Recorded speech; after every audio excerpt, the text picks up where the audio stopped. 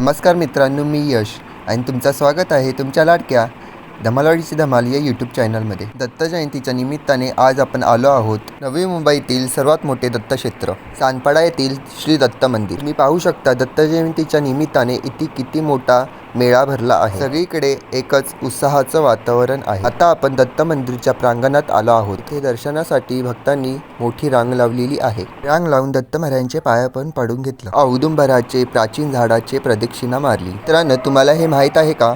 हे मंदिर 200 वर्षाहून अधिक जुने आहे. हे एक जागृत देवस्थान आहे. येथे श्री गुरु दत्तांचे पादुकांचे दर्शन घेण्यासाठी लोक दुरून येतात. पण या मंदिराची सर्वात मोठी ओळख म्हणजे या मंदिराची परंपरा. ह्या परंपरेचं नाव आहे गाव उपवास. दत्त महाराजांचा वार गुरुवार असल्यामुळे येथील ग्रामस्थ आजही प्रत्येक गुरुवार सानपाडा परिसरात मांसाहार पूर्णपणे टाळतात. मंदिराच्या दैनंदिन व्यवस्थेमध्ये सकाळची काकड आरती आणि संध्याकाळची संध्या आरती नित्यनेमाने होते.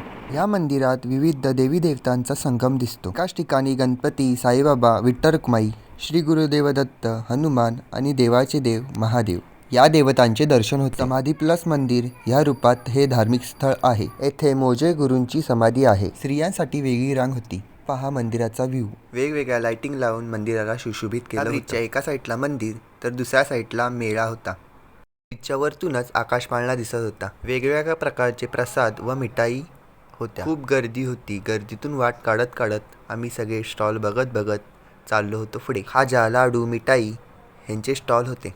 थोरांच्या खेळण्या देखील होत्या.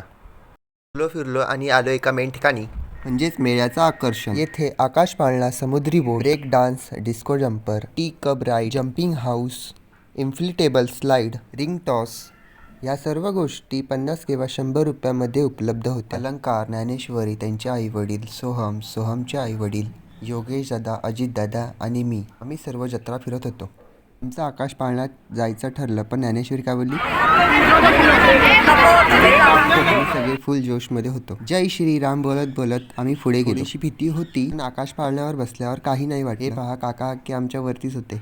वरतून पूर्ण जत्रा दिसत होती. माणसं खूप छोटी वाटत होती. मंदिर पण दिसत होतं. हे पहा काका काकी. खूप उंचावर आम्ही आलो होतो.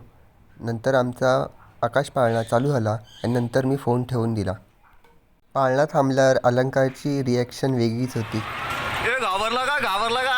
अशा प्रकारे हा दत्त जयंतीचा सोहळा कसा वाटला तुम्हाला हे सांगायला विसरू नका. तुमच्या लाडक्या धमालवाडीची धमाल या यूट्यूब चॅनलला सबस्क्राईब करा.